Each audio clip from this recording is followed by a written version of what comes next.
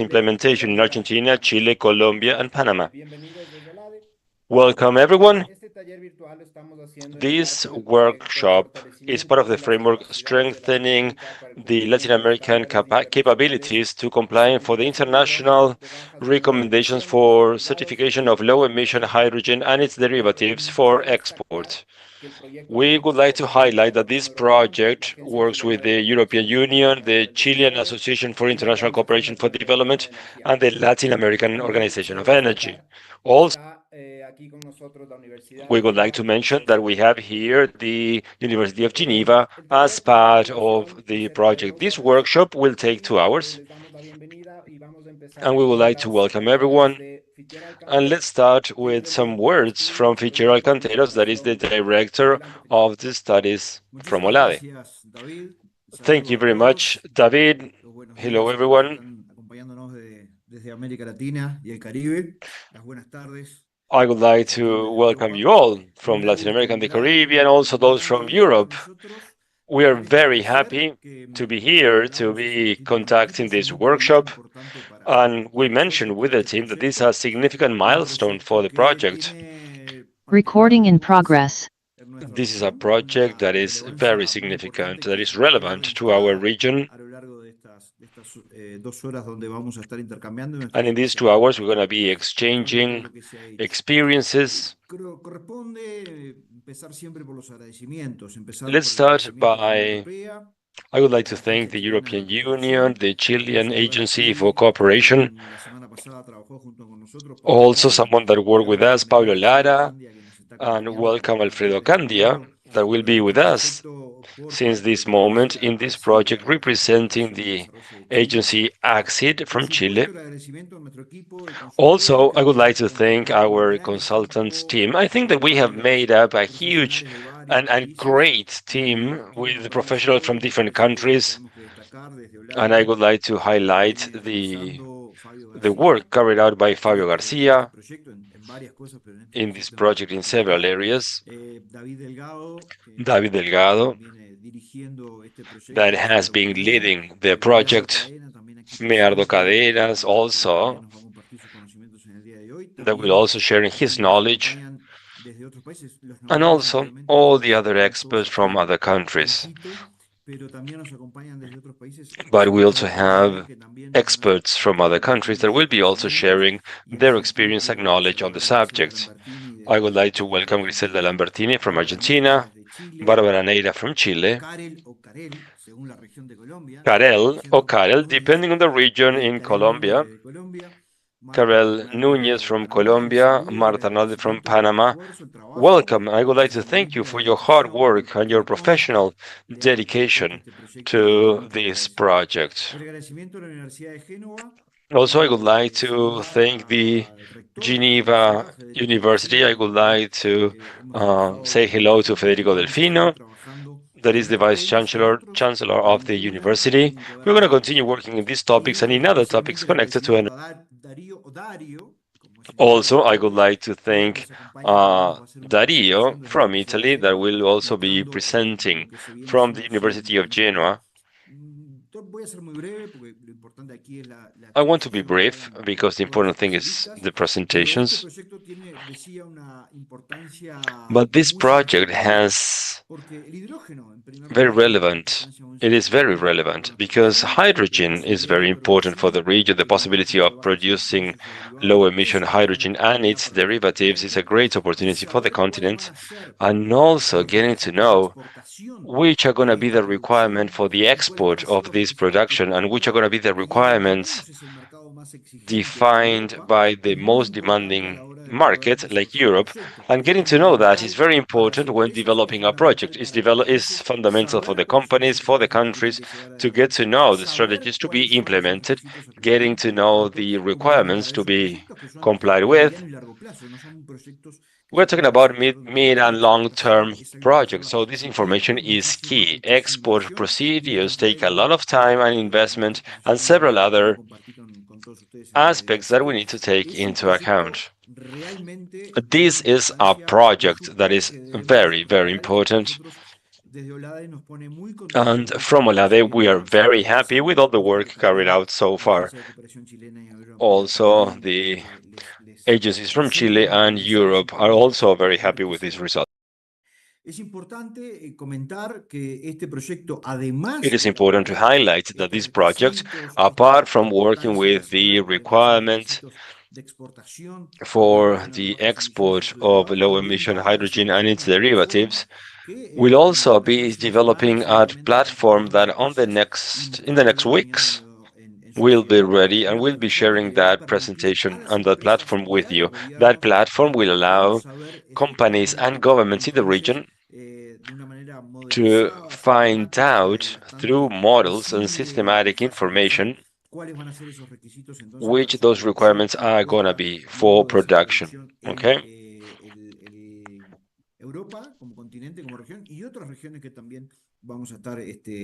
Also the requirements in Europe and also in other regions. So we're going to be able to compare these requirements. Another element that we believe it's crucial, it is very important to us, all the work done so far, but also it is important that we continue working on this because there's a lot to be done in the future. And we need to define, right, the intention of moving to a second phase so that we can start adding, hopefully in 2026, to add other countries that will also work with us. So in OLADE, we are very willing and able to continue deepening this experience that has been very fruitful so far, so that we can continue along this path. With this, I finish my presentation. And let's move on now. So to the presentations. Thank you. Thank you very much, David and all the team. Thank you. Thank you very much, Fitzgerald. Having you in this project is very important. So now let's move on and let's see the objectives of the project. For that, Fabio Garcia, that is a specialist from OLADE, will be sharing a presentation.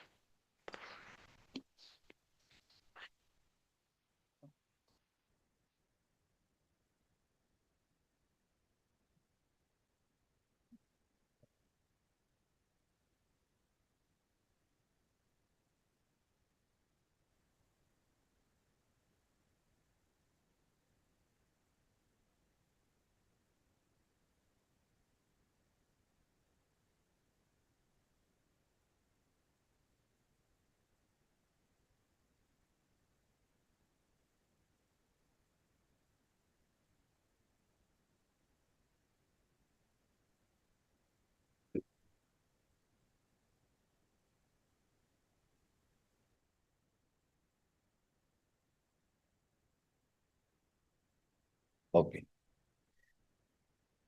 Bueno, como ya lo mencionó David, el proyecto tiene un nombre largo, ¿no? Fortalecimiento de las capacidades de Latinoamérica para el cumplimiento de estándares internacionales en certificación de hidrógeno de bajas o nulas emisiones y sus derivados con fines de exportación. Es una cooperación triangular entre la Unión Europea, la Agencia Chilena de Cooperación para la Investigación y el The Desarrollo, Chilean Agency for Development, and OLADE, the Latin American Energy Organization. The objective of this project is to strengthen the capabilities in Latin America and the Caribbean for the implementation of projects that are connected with low emissions hydrogen and its derivatives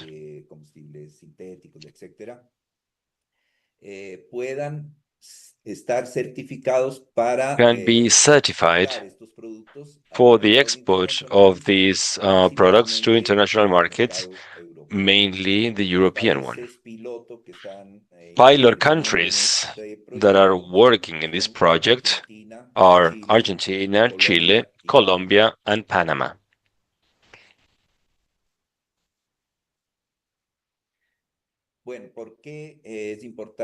Why is it important to have these kind of initiatives? Well, we hope that in the mid and the long term, there will be a high demand of hydrogen and its derivatives at a global level.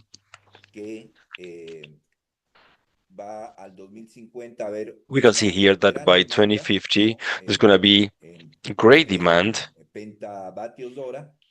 in pentabarios hour of hydrogen and its derivatives that will be used for generation, storage, transportation, heating, residential heating, energy, industry, and also there's a new category that is other uses or new uses.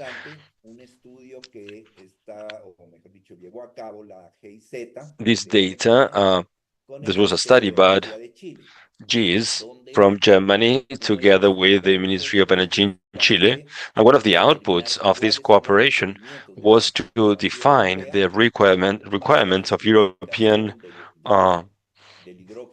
legal framework for the certification of renewable hydrogen or low-emission hydrogen, so that they can be imported by these markets into Europe. Also, it is important to mention the great opportunity Latin America and the Caribbean have to produce low or zero emission hydrogen, taking into account their high potential and those resources that are not fully exploited yet when it comes to electric generation with renewable sources. In hydro energy, they estimate a potential of 676 gigawatts in the region, and with an installed capacity of 204 gigawatts, we are only using 30% of that potential. And the countries that have the largest potential when it comes to hydroelectric potential are those within the Amazon basin.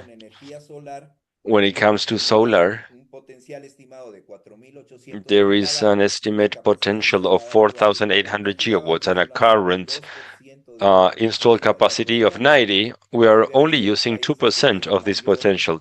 The countries with the highest potential for photovoltaic energy are those countries with deserts, like Chile, that has the highest radiation index in the Atacama Desert, and also in the south of Peru. In Mexico, also in all the desert areas, we have a high potential for photovoltaic energy.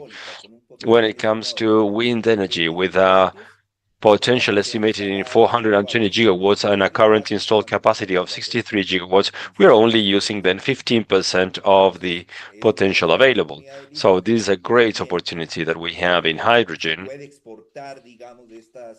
because we can export these resources through the conventional energy vector. That is to say, electricity, it's restricted only to neighboring countries. But this new energy vector, as green hydrogen and its derivatives, can be exported. These renewable resources can be exported to the rest of the world.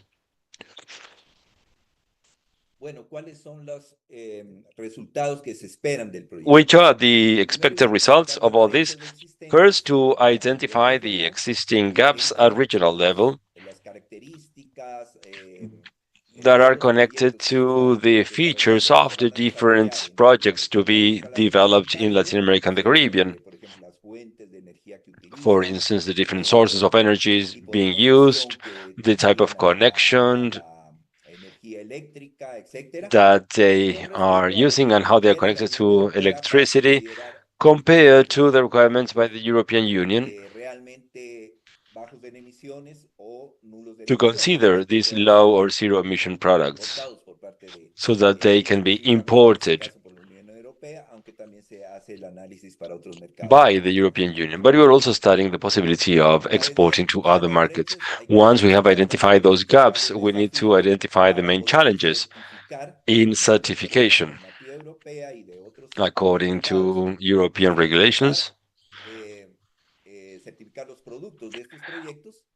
We need to certify the products of these projects, and that will take place through coordination of the public and private sector. Finally, the most important output of the project is to design a roadmap, develop a roadmap with the actions required to bridge those gaps so that we have in each pilot countries, we can have that certification plan that is recognized by international markets. Also, another objective and based on the lessons learned in the pilot countries, to have a regional plan that can be used as a reference for those countries that have not developed their roadmap yet. So this can work as a guideline for the rest of the countries in the Latin America and the Caribbean region. How is this organized? Well, basically, when it comes to funding, we have the European Union and ACID from Chile. And ACID is also in charge of administration of the projects. OLADE, it will be in charge of the technical implementation. Okay, we are the technical executor of all this. As a working team, we have a technical director, that is David Delgado. We have a national consultancy in Argentina, Barbaneira in Chile, another national consultant in Colombia, Karel, and a national consultant in Panama, that is Marta Bernard, sorry. And we also have a regional consultant for Latin America and the Caribbean, that is Medardo Cadena. And one of his responsibilities is to gather all these lessons learned from the specific studies in the pilot countries, so that he developed that regional guidelines so the other countries that are not part of the pilot countries can work on. The execution deadline will be until December the 31st, 2025. When it comes to the specific activities, we have state-of-the-art of pilot countries that has already been implemented, also state-of-the-art in other countries in the region of Latin America and the Caribbean. We also had regional service, also national service in each of the pilot countries.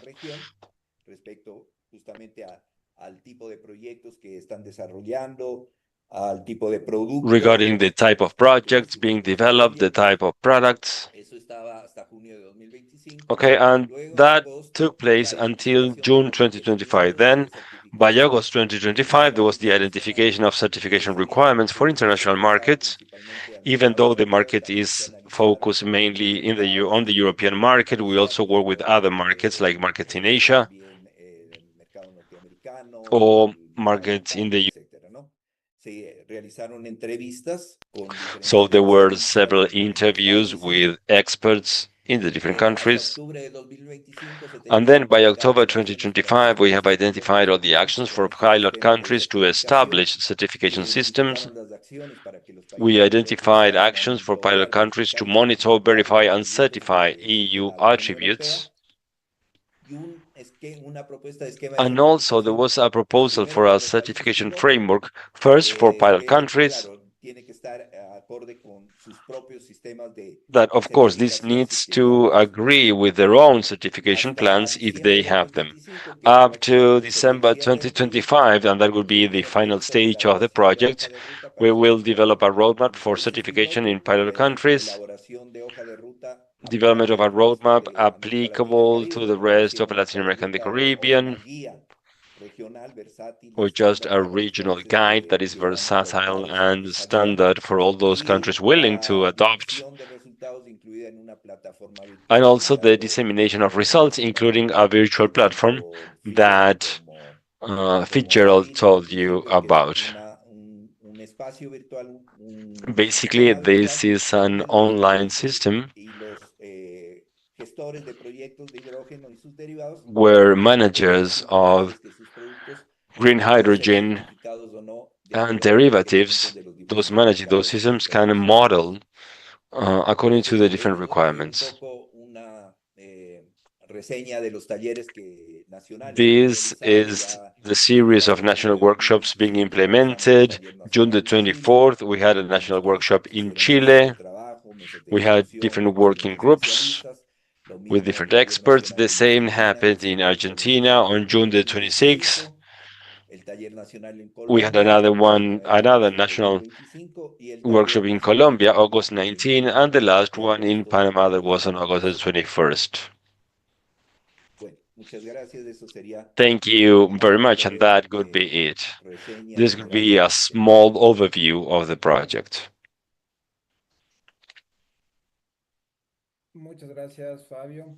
Thank you very much, Fabio. Thank you, Fabio. So you were able to see the objective of the project. And in the next presentations, we will be presenting the results obtained during these working groups that he told us about. Now, Dario Bove, he's a specialized researcher on hydrogen from the University of Genoa. He will be telling us about the challenges for the development of the hydrogen industry in the short and mid-term. And we're going to have simultaneous interpretation from English into Spanish. So, Dario, the floor is yours. Do you see my presentation? Yes. Perfect. So, good morning, everyone. Today, I will present an overview of the main challenges that the hydrogen industry must overcome to scale up by 2030. This presentation covers the current states of hydrogen production, its role in the energy transition, the main sustainability and economic barriers, and the strategies that could enable large-scale deployment. The goal is to provide a clear and technology-driven perspective on what is realistic, achievable in the next 15-20 years. So here in this slide, you can see the main pathways for hydrogen production. As you can see, today, hydrogen can be produced mainly through two different paths. So fossil-based processes, such as, for instance, steam reforming, autothermal reforming, partial oxidation. And this type of process generates significant greenhouse gases emission. And the other type of processes is the renewable pathway, such as biomass conversion or water electrolysis. Although electrolysis is gaining increasing attention, the global hydrogen market is still largely dominated by fossil-based production. In particular, in this slide, you can see the share of the market. So at the moment, more or less 95% of the global hydrogen production is gray hydrogen. And the cost is between $1.5 to $2 per kilogram of hydrogen produced. For the green hydrogen, this produced by electrolysis, at the moment they represent only the 1% of the total of the global production of hydrogen in the world. And the cost is between $4.5 and $6 per kilogram of hydrogen. There is also a smaller share market, around 4%, come from other low carbon routes, for instance, blue hydrogen, that have an intermediate cost, more or less $2.5, $3.5 per kilograms. Of course, this significant gap related to the cost explain why clean hydrogen adoption is still limited. So, if here we can discuss together the role of hydrogen in the energy transition. Today, more or less 90 million tons of hydrogen are consumed annually. The main sector is the ammonia sector in order to produce fertilizer and refining, but by 2030, these existing sectors are expected to transition from gray to low carbon hydrogen. Between 2030 and 2030, the growth of the use of hydrogen will mainly come from the new application, such as the production of green steel, the production of synthetic fuels, or the use of hydrogen in EV transport. After 2040, stronger government action could speed up the transition, and clean hydrogen could become the main source by 2050. So, here you can see some data. Of course, this is a projection. This is a forecast in the best scenario. Most of the demand for clean hydrogen will come from the industry until 2030, and probably will reach more or less the 30% of the requirement.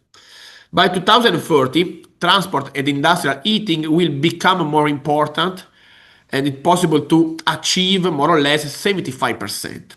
By 2050, transport is expected to be the main sector, so the use of the road vehicles, aviation, and shipping, this is important for the development of the clean hydrogen. However, there are some challenges remain, especially in the power sector, which could add up to 70 million tons if hydrogen turbines became competitive. Here, always in the best case scenario, you can see more or less the map of the hydrogen. So hydrogen production costs are expected to drop very fast between 2030 and 2050. But of course, there are strong regional difference in the world. So, for instance, the blue hydrogen will be most competitive in the Middle East or in the north of Europe or in the United States, and the cost probably will become lower than $1.5 per kilogram. For green hydrogen, will be particularly competitive in Australia, North Africa, and South America. So this is very important because there is a very big amount of renewable sources. As a result, of course, there will be a hydrogen trade flow to Europe and Asia using pipelines or carriers like ammonia or synthetic fuels, because this is very important for the next step. So, in this slide, we can see the main challenge associated to the development of the green hydrogen. The first challenge is related to the electricity consumption. At the moment, in order to produce 1 kilogram of hydrogen in a green way, so by electrolysis of the water using renewable energies, is required more or less 50-60 kilowatt hours of electricity. This is a very significant energy demand. There is another important aspect, is the water requirement. More or less, at the moment, it's required 9 liters of water in order to produce 1 kilogram of hydrogen. And this doesn't take into account the water for the cooling and the auxiliary process. So when scaled to millions of tons of hydrogen, of course, the water availability can become a serious problem, especially in the arid region. So finally, even hydrogen produced by electrolysis is not completely free of emission, because its impact depends on how clean the electricity is. For blue hydrogen, there are still some remaining emission, so more or less between around 10-30%, and there will be possibility to have also a leakage of methane around 1-2%. So there are four main obstacles to large-scale hydrogen adoption. First of all, is the high production cost, especially for the green hydrogen, due to the electricity price and the electrolyzer capex. Of course, another critical point is related to the technology maturity. At the moment, the electrolyzers still face durability limitation and really on fragile supply chain for critical materials, especially for the electrode. Another important step is the infrastructure gaps. So it's important that the transport and storage capacity for hydrogen remain insufficient. And finally, market uncertainty driven by unclear regulation and inconsistent policies. So, in order to overcome this challenge, there are some solutions are being developed. So it's important to focus. The first one is building hybrid plants that combine solar and wind power in the same location can help lower electricity cost and reduce the energy losses from the grid. It's important also to research to develop the new electrolyzer such as PEM, solid oxide electrolyzer, anion exchange membrane electrolyzer, in order to produce hydrogen with more efficiency and have a fewer use of critical materials. It's important to underline that the hard-to-electrified sector, such as steel and EV transport, will drive initial development. And of course, finally, government support through subsidies, carbon pricing, and contract for difference will be essential to reduce investment risk and accelerate the growth of the green hydrogen. So, in conclusion, by the 2040, hydrogen cost may fall below $2 for kilograms as electrolyzer became larger, more efficient, and more durable. Clean hydrogen will play a central role in decarbonizing steel, ammonia, and EV transport. It's important to say that global markets will emerge thanks to the certification and carbon accounting standards. And finally, hydrogen will be integrated with a renewable energy system, enabling long-term storage and improving energy system and flexibility. So, in conclusion, I think that hydrogen will become a cornerstone of a low-carbon energy system if technology, infrastructure, and policy are aligned. Thank you for your attention. Thank you very much, Darío. Muchas gracias, Darío. Una presentación muy interesante. Creo que existen. Thank you so much. That was a very interesting presentation, Darío. I think that there are challenges and opportunities in the development of this market, as mentioned by Darío. With this, we will move on to the next presentation. This will be done by me. I will precisely talk about the potential that we have in Latin America and the Caribbean and the requirements for the export of hydrogen to the European Union and other international markets. So if you allow me, I'll share my screen. Just give me a second.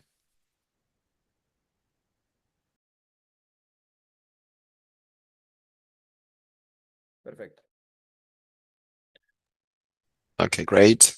Bueno, el desarrollo de esta industria. So the development of this industry has great potential in our regions. We have seen, it was mentioned by Darío, it was mentioned by Fabio as well.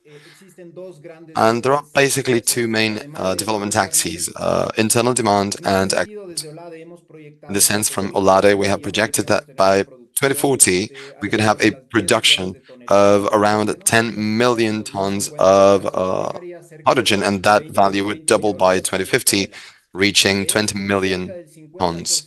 Of this, approximately 50% could be used for export, and we believe that the great majority of countries in the region will be participating in the exportation market.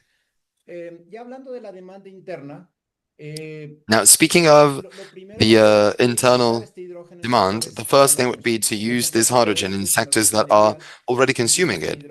An example of this is refineries that use hydrogen for things like, for example, hydrotracking. So countries like Brazil, like Colombia, they could use this technology and they wouldn't require big tech changes because they have the technology. Same thing goes for nitrogen-based fertilizers that for which the region is heavily reliant on import, approximately 80%. And so through low-emission hydrogen, we can reduce this dependency and at the same time increase our food security in our countries.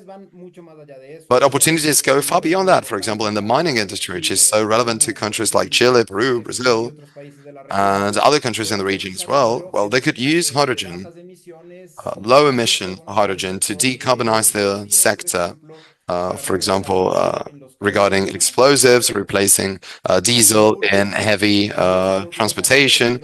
Also, hydrogen could replace charcoal in steel production, having steel that is produced based on low-emission hydrogen. And this is the case of countries such as Argentina, Brazil, Mexico, that they could use this amongst many others. At the same time, hydrogen could help increase energy security in the region, working as a seasonal battery that could allow for more renewable intermittent centrals, such as wind power and solar power, to start working. And thinking about the future, the combination of low-emission hydrogen with CO2 recovered from processes in the region in countries such as Trinidad and Tobago, Mexico, Argentina, Uruguay, Brazil, could allow for the production of synthetic fuels for ships and for airplanes. And it's also interesting to think about bunkering, this thing that will happen in Panama because of its strategic geographic location. Now, Dario mentioned a couple of challenges, and I would like to add to that because several additional elements play an impact on the good development of the market. So in our region, we should think of large-scale electric transmission, the distance between production and consumption, the availability of port and roadworks infrastructure, the reconversion of natural gas networks to transport this hydrogen. Also, we add the lack of regulation and certification standards, scarcity in terms of specialized human resources, and the need for clear incentives to draw investments in the region. Also, another important issue is water. Even though Latin America is a region that is mainly it's a hydro region, almost 50% of the projects are announced for areas in which there is hydro stress, which could entail social and environmental conflicts. So it is important in this sense to think of desalination solutions in a way such that this market could develop in a sustainable way.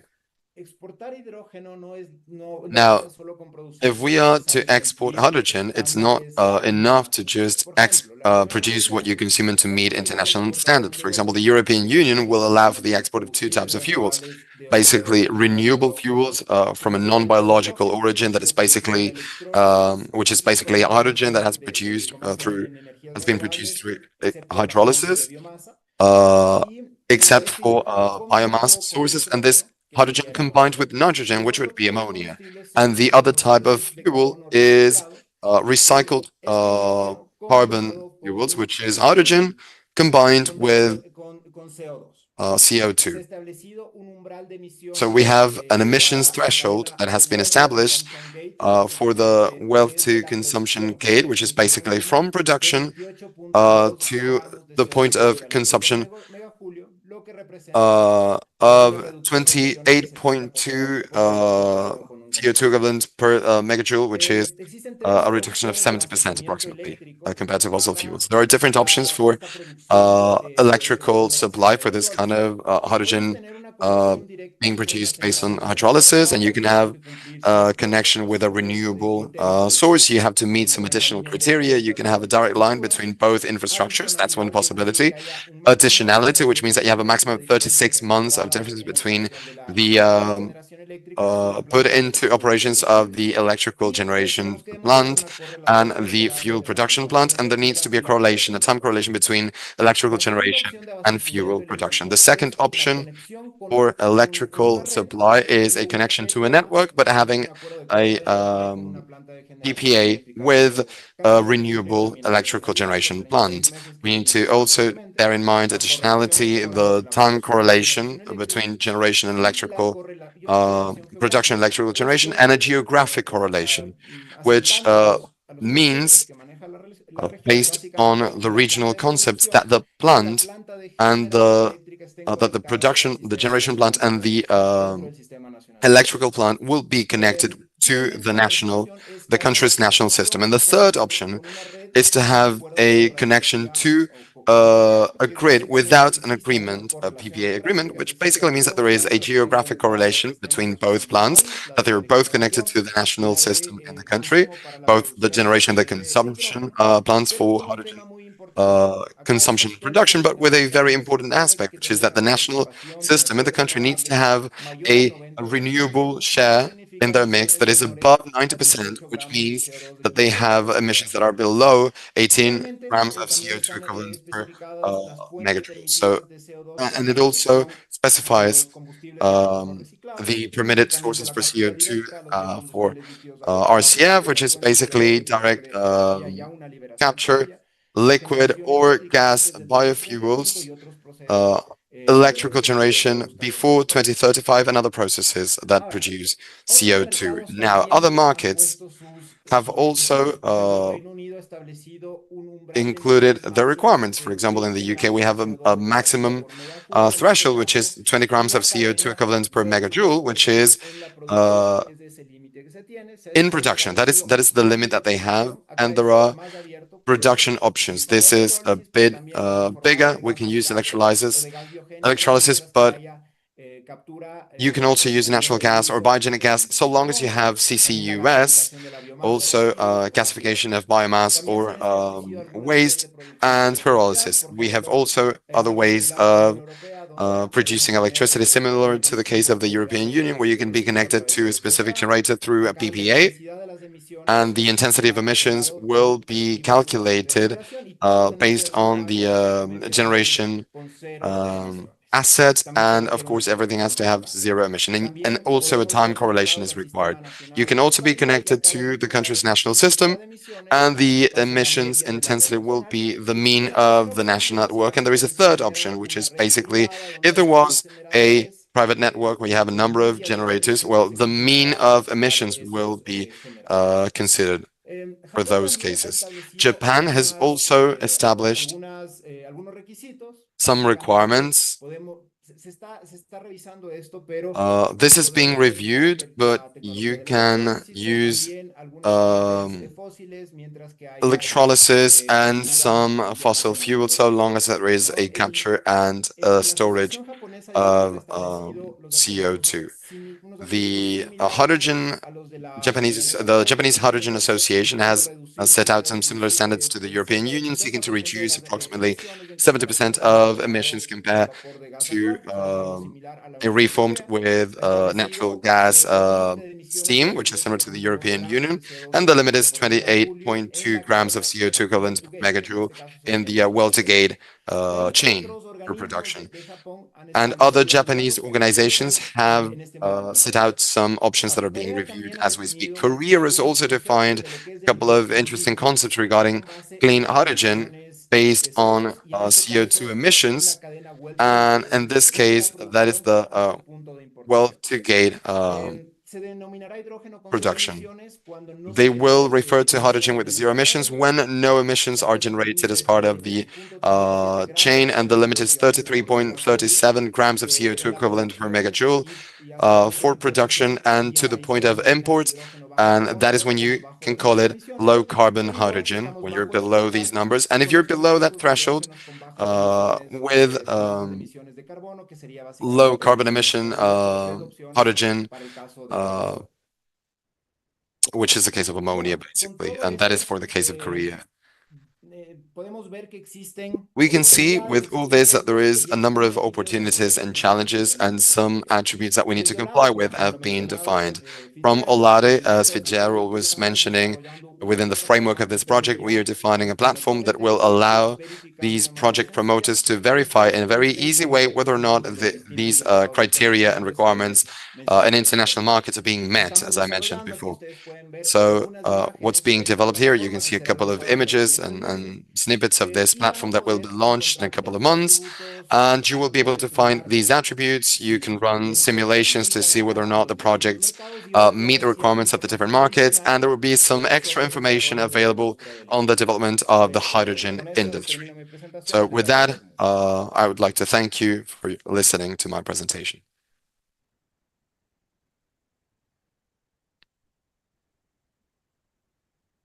Perfecto. Bueno, con eso vamos a Okay, great. So having said that, we will move to the most important part of this workshop, which is the presentation of the main results that we have obtained so far. Basically, the proposals for national certification schemes and the roadmaps for the different pilot countries and in the region. So with this, we will start with the case of Chile. The national consultant, Barbara Nader, will give us the presentation. So Barbara, the floor is yours. Thank you so much, David, for that presentation. Can you see my presentation on the screen? Can you give me a thumbs up? Yes, perfect. Okay, great. So, as David was saying, I am the national consultant for Chile for this project. We've been working on this project for a while to work on a certification scheme, overcome some gaps, and a possible roadmap for Chile and other countries in the region in terms of certification. And to start my presentation, I would like to show you some barriers that were identified in the different workshops that we conducted during the year. And one of the main ones, that would be the case of Chile, is that we needed institutional leadership that was not defined clearly, at least legally, in the country. We know that the Ministry of Energy in Chile is at least working on this issue, trying to have a national certification. However, legally speaking, there is not a leading entity that will coordinate and articulate all these efforts to get to this final certification. So based on this barrier, 3 main actions were identified to overcome it. The first one is to define what this leading institution would be through a bill. So through legislation, we know that there are other institutions that are state institutions that would be interested in articulating these aspects. So it would be interesting to have an interministerial committee that could work together with these leading institute or leading entity to align the different visions that we have from the state. And even though this would be led by the ministry, at least for Chile, it would be interesting to include the private sector in international cooperation from a technical standpoint. So we are also considering creating an advising committee or a technical committee that could provide input and also provide us with the experience that they have in terms of these regulations. Another barrier that we have identified is that we are lacking technical and financial resources to develop a certification system. We have budget limitations because this is a very niche issue. It's very specific. So at the moment, we don't have that kind of specific funding for the certification. And of course, from a technical standpoint, when it comes to technical stuff, this is relatively new in the industry, and therefore it is necessary to train staff and to conduct a number of training activities for capacity building. So for this barrier in particular, we defined 2 actions. The first one is, of course, to allocate funding resources for the certification, whether it's part of Corfo or the Ministry of Energy, mainly aiming at funding the platform or the registration platform, and also the funding of the system. Another key action that has to do with specialized technical staff is to develop capacity building programs in MRV, traceability, also INN, universities. So universities that know about this maybe through the contact with other industries. The third barrier that we identified is that we don't have accredited verifiers for the green hydrogen and derivatives industry. We still don't have that, and this is a barrier that is typical of something that is barely in its creation steps. And the actions include strengthening the National Normalization Institute and crediting bodies so that we can create this national registry of certified verifiers. Also to promote the training and the certification of local auditors with the support of international bodies. That could be the case of the DNV, TÜV or the Certify even, and to establish mutual verifying mechanisms with strategic allies, strategic partners at country level that is transversal to other barriers that were identified, because it is important that mutual recognition is set out at certification level so that we can have a system that is not only for one country, but that we can have all the different projects and all the different countries considered. Another action that was identified in the workshops is that there is a lack of consensus in terms of priority attributes. Basically, there are two views in this sense. There is a view that the attributes need to be only those required by countries that will be destination countries. And there is another view that perhaps that says that perhaps Chile should have additional attributes that oftentimes these countries are not considered, for example, water issues. And what we are proposing to address this barrier is to have a multi-sectorial participatory process to define the attributes, the minimal attributes, to see if we can consider the extra attributes or not, and to see in what way they would be integrated into the certification system, and also to develop a national sustainability attributes guideline that would be based on what is being done internationally. So the IPHE, the IEA is also working on this. So it's interesting to look outside, not to double efforts with our national capabilities. There is also a weak connection with existing instruments. As I was saying, when it comes to attributes, it is very likely that these additional, let's say, attributes will be required by Chilean legislation as part of their environmental assessment plan. And so it's important to conduct this assessment.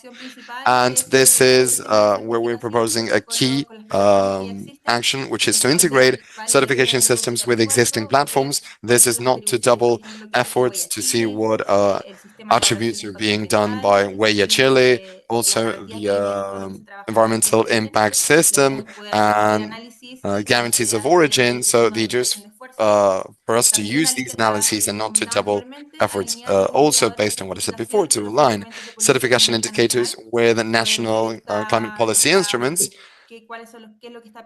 So what is being required by certain policies, this could be in line with what the certification system would ask, and also to promote an institutional harmonization between the different ministries and also Corfo, more at a view level.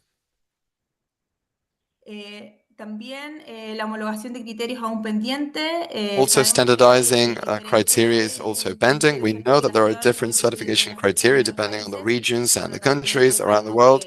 So this is something that we definitely need to address from the get-go, because we know that this is also changing. There are some regulations that are being modified year after year, and it's important to factor this in if we want to develop our system. So the action in this sense, and this is being done by Chile, is to be a part of multilateral fora that deal with these issues, such as global harmonization for criteria. And this is an idea that emerged that maybe it doesn't need to be taken up by Chile, it could be done by OLADA, which is to generate joint technical position documents between Chile and other strategic partners. That could be Brazil, Uruguay, Colombia, or even Argentina and Panama.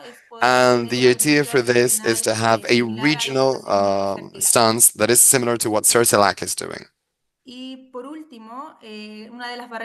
And last, one of the barriers that we have identified is the lack of mutual recognition between the different countries. And for this, the main action is to integrate the Ministry of Foreign Affairs and the National Certifications Committee, aiming at developing a diplomatic strategy for energy certification, in this case, for the hydrogen and derivatives industry, so that we can start negotiating with the different countries in terms of the possibility of certifying and crediting our certification system, so that we can finally have that European Union or Japan stamp in our country.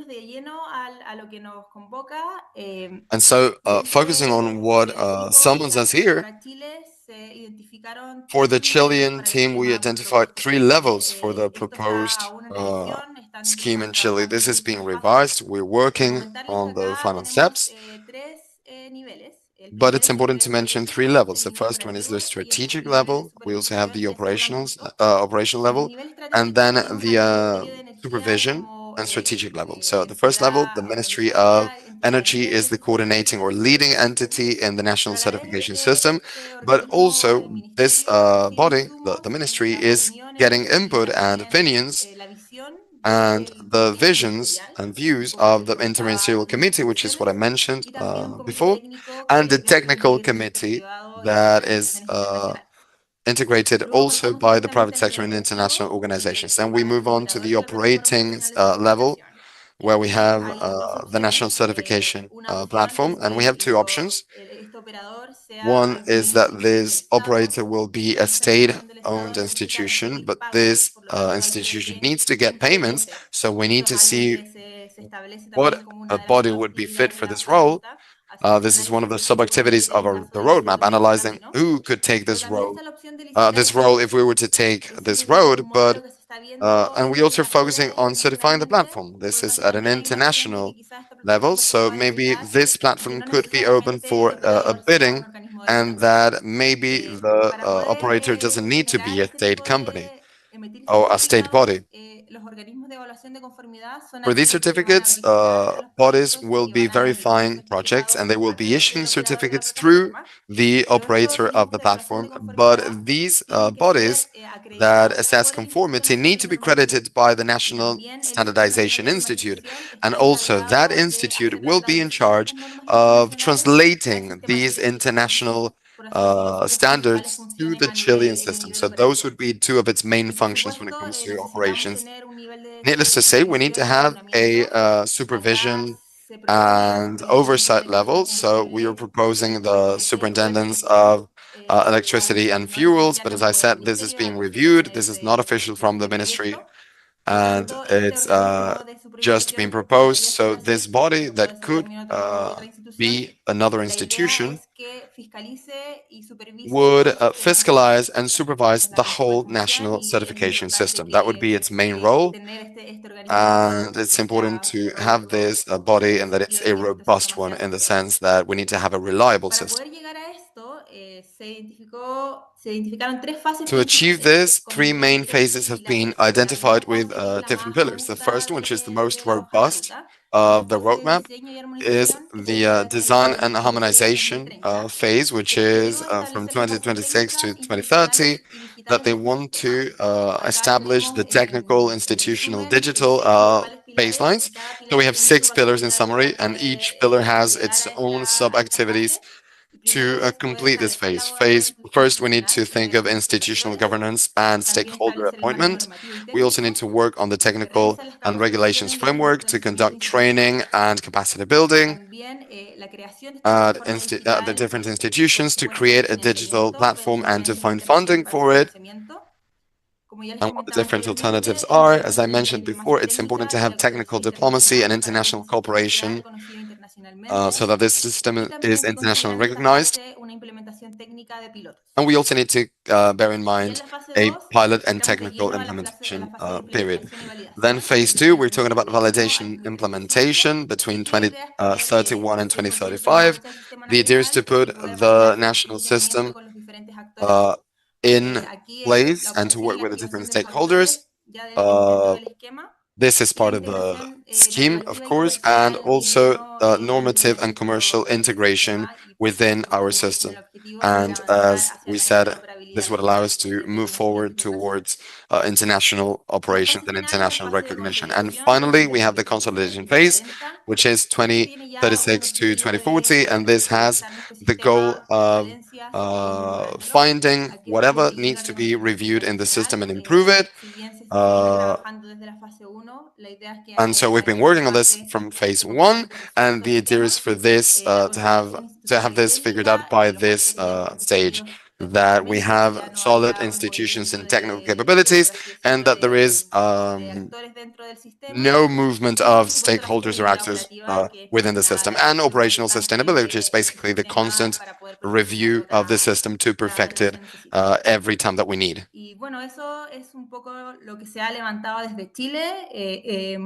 And that could be everything that we've done in Chile. We'd like to thank all the participants, attendees to the workshops, developers for the programs, and also my colleagues from the Ministry of Energy that have been worked very, very hard. Thank you very much. Okay, thank you very much, Barbara. It's been very, very interesting, your proposal for Chile. So now let's see the case in Colombia. And for that, we have the national consultant, Karel Núñez, that will be sharing the results of these working groups in Colombia. Karel, the floor is yours. David, muchas gracias. Thank you very much, David. Comparto, me pueden confirmar. While I share my screen, please let me know if you can see it. Yes, Karel, no problem. Muchas gracias, muy buen día. Okay, thank you very much. Good morning, everyone, to all the participants of this webinar. En un futuro verán la grabación. Pues es un gusto poder compartirles. So it is a pleasure to share with you the development of this whole year of work. Simplificar la información en 15 minutos. The main aim was to simplify all this information in 15 minutes for this presentation. So this is we will be sharing the situation of the country and how this situation can be integrated into the regional context. Y esta es quizá una introducción necesaria. So this is the introduction. Un análisis In Colombia, we have a regulatory framework and a public policies that started in 2014, and there's also a big milestone in 2021 with a roadmap. We have generated different decrees and public policies focused on hydrogen, green hydrogen, low-emission hydrogen. At the bottom of your screen, you will find a document by the National Colombian Association for Hydrogen. And now we're in the 5th year after the launch of this policy. We have learned a lot, and we have implemented different actions, both in the private and the public sector, also in coordination with these two sectors. And this study, for this study, we exhaustively revise all the documents published on the H2 ecosystem of the Ministry of Energy and Mining, but also we revise all these documents and we proposed a model. So this is a very short summary of elements that are important so that we can start working in a certification program. On the left-hand side, we have two public policies actions. One is the roadmap from 2021. And here, one of the first actions to be implemented for the country is to define a system that guarantees origin and certifications for hydrogen so that we worked with safety, traceability, and reduction of emissions associated to hydrogen. Then we have in 2022, Compens 4075 establishes that the Ministry of Mines and Energy will design all the systems of guarantees and certifications of origin in the country. This is relevant because even though these are public policies, they define the guidelines and defines which are the investment projects for the country. On the right-hand side, we have formal actions. For instance, in the case of the Decree 1426 in 2022, it establishes the Ministry of Energy and Mining, together with the Ministry of the Environment, may adopt a public mechanism for the certification of origin. This is key because there we have the lines to follow. And then we have Decree 1597 from 2024. This became official in 2025. There we define the certification programs and some general guidelines regarding the certificate of origin. And then after this journey, we developed, we found some gaps similar to the ones in the region. And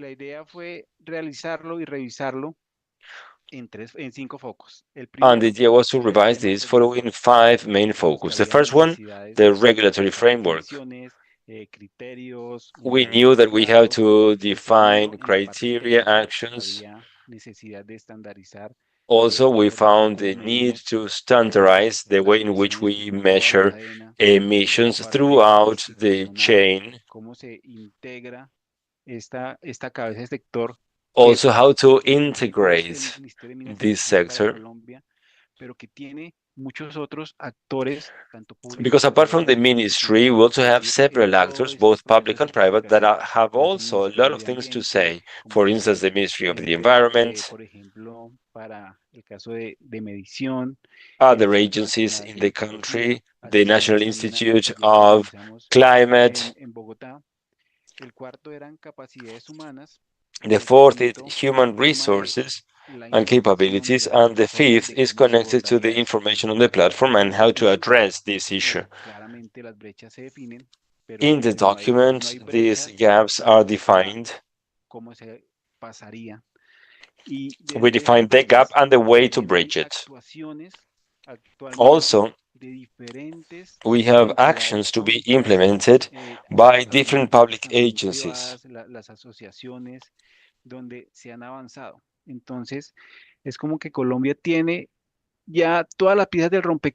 it's like Colombia has all the pieces of the jigsaw puzzle, and we need to start working on it. So we have these are gaps, not barriers, right? And of this gap, I will focus on one.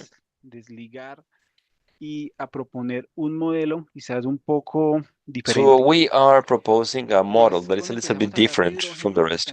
Basically, when we start talking about hydrogen, and this may be positive for the region, and has to do with these kind of actions or regulatory actions.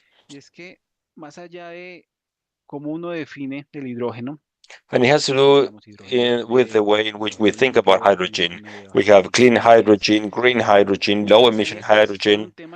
One could think that it's just about naming codes, but here in Colombia, this may become a snowball that could go out of control.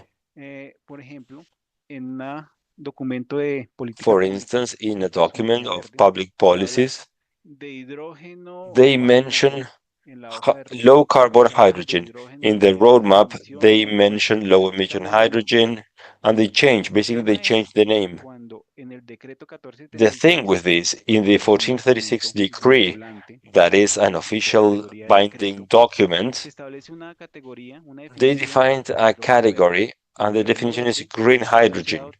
And green hydrogen is typically associated with electricity is generated from.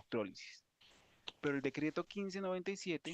1597, that decree, 1597, 2 years later, it's not green hydrogen anymore, it's low-emission hydrogen. And on top of this, in the European Union, and part of what David was telling us, so then it goes beyond just the simple use of terms. We need to harmonize terms. Okay, that can be complex because UDME, that is the Mining and Energy Planning Unit, that plays a fundamental role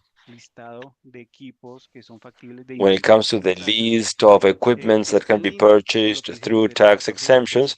It's aligned with Decree 1436. So UCME can identify green hydrogen that may have incentives, but I may have low emission hydrogen in Colombia that is not exactly green hydrogen. So if I want to export that to the European Union and I add all the taxes, can be complex.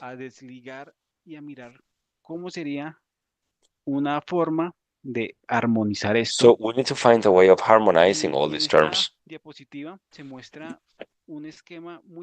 And in this slide, we have a structure that is very similar to what Barbara showed us. In the first level here, we have a strategic level. Here in Colombia, we have the advantage that we already have binding actions that establishes who is responsible for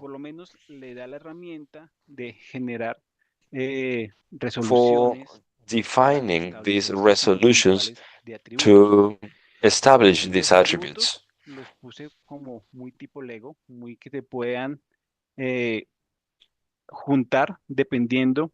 The attributes will change depending on their final area. If we think about a European market, well, in that case, we are going to be talking about the compliance with all the requirements, carbon footprint, and other elements. But if we are talking about a national market, we will have to make reference to other topics. For instance, origin of the energy. That is a very specific problem or topic in the country. Or we may have other attributes that could be other things connected to social environmental issues. And what those things included in Certilac, for instance, and it's included in the tributes because you can check it, you can verify them. We need to define them and then make sure that they comply with the requirements. So that strategic level in Colombia could be authorized. Then we have the operational level, that is how to do it, who is in charge and through which instruments. In that case, we have the certifying body. What about the audit report? Who validates the attributes? And those things. Then I issue the certificate with all the attributes required, and I use the information platform for all this. And this has to do with the transactional level that will include the operator, the producer, whoever is in charge that is certifying the hydrogen, but also the transaction of the one purchasing the hydrogen.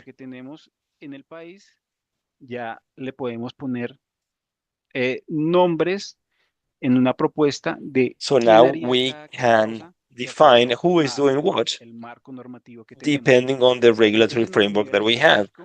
So at strategic level, we will have the Ministry of Energy, the Ministry of the Environment, developing and proposing all the things connected to the attributes.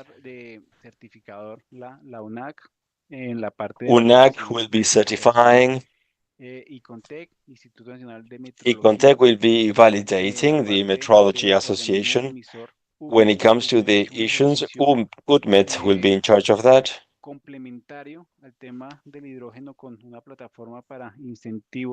They have worked with a platform for tax incentive, and they have a list of equipment that can be beneficiaries of these tax exemptions.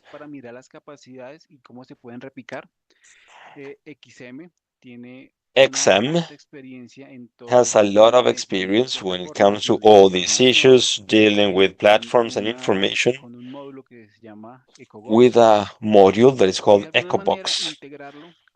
And we need to integrate this to the H2 ecosystem in Colombia. That is the official website of the Ministry of Energy and Mines, where all the information connected to projects and relevant documents is presented. So we have that communication between these two. And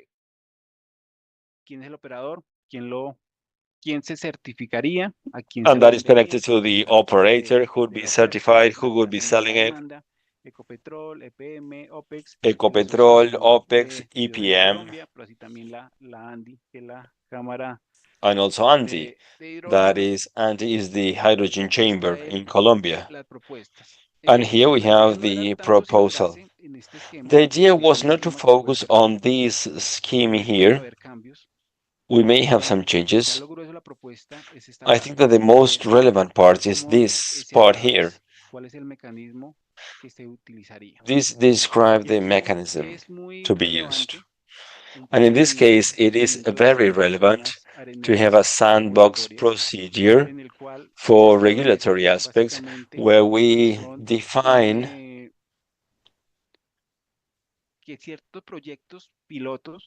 that some pilot projects can be developed in an experimental scheme to check all those points where we need to make some adjustments. Where we can define that it would be positive to have a transaction system so that I can obtain some specific information. We need to invest in this aspect. The advantage of this mechanism is that even though it seems to be, it has all the regulatory validity, it's not as permanent in time as a decree. For instance, here, a decree is way more stable than other regulations. If requirements change, for instance, in Europe, in those cases, we need to make deep changes, and it's way more difficult to do this. So the idea is to implement this in a sandbox that will allow us to make changes needed if necessary.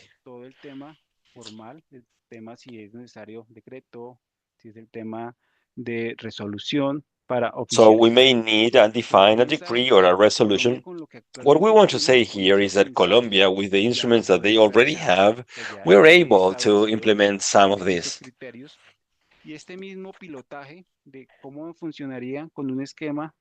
And this way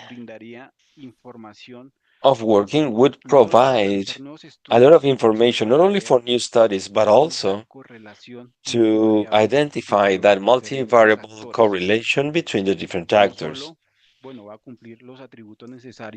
Of course, that it will comply with the required attributes, but if it is necessary to create a platform for the country where the offer is too low, the operational costs, all those aspects connected to implementation, such as the market model, if those are justified, well, they will be implemented. And another option can be to adopt a certificate, or that the developer or operator of the project simply hires or contacts a scheme that is validated in the market where he or she is selling the product. And with all that information,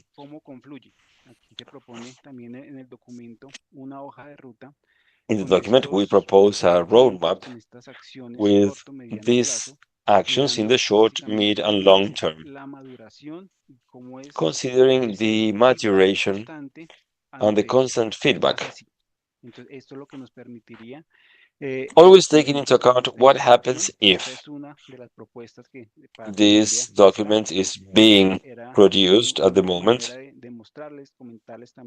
This was a way of telling you, and since this is a webinar for the whole region, Y aquí hay acciones muy específicas a Here we realizar. have Entonces specific están en el actions corto plazo, el to tema be de implemented. In the short term, mantenimiento for del campo. instance, Ya tenemos we el need sistema to activate the igual sandbox. de We do have seguridad the que regulatory tendría la framework validez, el where tema where de el we can mercado build y the el tema sandbox. de contabilidad Also, all the de aspects regarding emisiones a mediano plazo, accountability, también emissions. el esquema nacional de In the acreditación con las midterm, lecciones we aprendidas can work with the de national este accreditation pilotaje, system, with the lessons puesta learned, en with marcha the pilot programs, pilotos ya a una to escala set mayor, up ya se different espera pilots at a una larger mayor scale. oferta, una And demanda también for that, más we clara expect offer y and al demand final to la idea es increase. consolidar el And esquema then in the hacia long un term, the idea is crecimiento to consolidate the y así system. lograr todo el tema de reconocimiento And internacional then we need que to existen achieve all incentivos the international financieros, en recognition el caso and de all the que financial un incentives, if desarrollador, un it productor corresponds, diga, sí, me so that gustaría a producer certificarme o tener el esquema bajo can lo que él propone certify y no the compra. system. También es una manera de apalancar y fomentar el mercado y pues un punto clave que es adoptar toda la And something mejora that is regulatoria key que se then is necesite. to adopt all the Con regulatory esto acabo. improvements. Muchísimas gracias por su That's atención. it, and thank you very much for your attention. Muchas gracias, Karel. Muy interesante tu presentación. Vemos que Thank you very existen much, algunas Karel. similitudes también con el caso We chileno. see that there are some Y qué va a similarities pasar en with la región the también, ¿no? Somos Chilean países que case, tenemos and similitudes that will y happen esto in es the region. aplicable a ciertos países. So all these Con can apply esto in the different queremos countries. continuar con el caso So now we Argentina-Argentina. would like to move Para on with esto, the Griselda Lambertini es Argentinian la case, consultora and for nacional that, de Griselda este país y Lambertini, nos va a hacer that una is the national presentación, una consultant entrevista. for this country, will share her presentation. Bueno, muchas So, gracias, Gris, the floor is David. yours. Thank you very much, David. Ahí estoy compartiendo, ¿verdad? So, Sí. can you see my screen? Bueno, gracias a todos los Okay, well, organizadores, thank a quienes you tienen very un much interés en for lograr the estos temas organizers, que for all pueden those parecer áridos, interested in pero these son topics, necesarios para bajar a la topics realidad that nuestra are ambición de needed ser so that país we con can proyectos de hidrógeno. fulfill Y our también vengo en intention este of caso becoming a hydrogen darles el mensaje exporters. que la So aplicabilidad the de estos message I sistemas have de for you is that the certificación y de los sistemas applicability of these es certifying distinta systems en cada uno de los países is aunque different encontramos in each of the countries, brechas even though similares, las we may have respuestas se similar pueden gaps. variar. Responses to those Y gaps may realmente vary. me encantaría estar como nuestros colegas colombianos que ya I would tienen love to be in the situation of bastante our avances desde el Colombian punto de vista colleagues that reglamentario. have Ahí made Karel quite a lot of recién progress when it comes mostró to cómo tienen acciones de regulación regulatory pública actions. He que showed por us how suerte they las have tenemos en public policies Argentina, pero actions. todavía nos We do falta have those in Argentina, la parte but still, social, la parte de we los need instrumentos to regulatorios y work with the mandatorios. regulatory Ese instruments es un gran primer paso in our que country. That is debemos dar. a big first step that we need Venimos to a la take. tabla de brechas But let's que see no this la table of diseñé gaps. yo, sino que es el It wasn't resultado de designed by actividades que me. se This is the mencionaron, result que of las mostró activities muy that bien were Fabio mentioned, también, that que were tuvo que shared by ver allí con Fabio, los for talleres instance, presenciales that is que se connected not hicieron en only cada to uno the de los in-person países, sino workshops también con conducted in each of the encuestas que countries, but administramos also with antes del surveys taller. that were Así que conducted estas before the workshop. reflexiones que So comparto these hoy es reflections el that I'm trabajo sharing here, colaborativo, this así is se the puede decir. result of a Lo collaborative primero, work. como les señalaba, es First en of all, as Argentina I no told you, tenemos aún is un in marco Argentina, regulatorio we integral do para el not hidrógeno. have El a hidrógeno de comprehensive bajas regulatory emisiones no framework for tiene low hoy emission hydrogen. existencia jurídica, por así decirlo, ¿no? Y entonces, en las actividades de So, consulta, because of taller, this, encuestas, todos los activities such as participantes de workshops Argentina and survey, all están the de acuerdo Argentinian en que antes participants de agree pensar on en la the fact that implementación del sistema de before thinking certificación, about the implementation of the necesitamos certification una ley system, we que need a law designe una autoridad de aplicación that y que dé unas bases appoints an regulatorias authority mínimas, and that porque no defines the queremos regulatory regular, guidelines, sobre regular because we don't algo want to que pudiera ser una over-regulate libre industria, un something producto that should exportable, be un a producto product for transable. No export. queremos sobre regular, pero We don't sí al want to menos decir over-regulate, y I repeat, confirmar quién va a ser la but we need autoridad to define rectora who the de authority is nuestro going to be sistema de hidrógeno. in our Hoy, de hecho, hydrogen la system. Secretaría de Energía Today, in asumió el fact, the Energy liderazgo y dentro de la Secretariat Secretaría de is Energía y leading these Transición efforts, and within the y la Subsecretaría Secretariat, de Transición the y Planeamiento Undersecretary of Energy Energético Transition and llevará Planning adelante is the las one carrying iniciativas out junto con la all the cooperación europea, la initiatives cooperación de Alemania, together with pero esto no European está en cooperation ningún and German papel y lo cooperation, but necesitaríamos. nothing Bueno, of la this is acción written natural para esto in es black and white. promover el So the diálogo natural regional de solution for this hidrógeno. En is breve vamos a to ver qué promote alcance debería the enactment of a low-emission hydrogen law is something that the executive branch has been working on. We got different projects, different drafts in the National Congress, but the one that is currently being considered, because if the projects are not discussed, the project that is being currently assessed, more than 50 lawmakers have signed their support to this project, so that we believe that we will have finally an energy law for Argentina for hydrogen. Then we need to define whether we need to have a certification system. Why are we creating one specific system for Argentina? Hemos dado a esquema una definición y a sistema otro. So by scheme, we believe it's a group of attributes to be certified and its rules. And the proposal in that point, and since Argentina is thinking about exporting all the hydrogen derivatives, we would allow developers, investment, and project owners certify according to ongoing systems in the destination country. So in this sense, there was some agreement, and they agreed on the fact that we don't need to create a new set of attributes that are specific to Argentina. Instead, let's let the investors to bring the European Union requirements or Japan's requirements or Korea's requirements, since these are going to be the destination markets. The question is, once we have adopted one international system, do we contribute to our national system? And by system, I mean the group of organizations as the ones presented by our colleagues in Chile and Colombia, to define who the authorities are, who the stakeholders are, those implementing the certification. Do we need a local system? Well, I will tell you about that in a minute. Also, and this is shared by all countries, there is some uncertainty about certain attributes required by in the case of Argentina, for instance, when we have an idea about adhering an international scheme, what can we do, for instance, about what is being stated by the Energy Commission? There are some work by Argentinian consultants where they propose the harmonization of the different concepts. For instance, how to use the geographical correlation, that is one of the requirements of the European system in Argentina. Well, depending on the analysis, we can say that Argentina can be just one unit, only one territory, when we consider about renewable electricity generation, or we can split it in different regions, and each of these regions will have different areas for energy generation, and the consequences for that will be different depending on the project. So basically, joining one scheme by another country, we need to define how those criteria will be applied within each of the countries.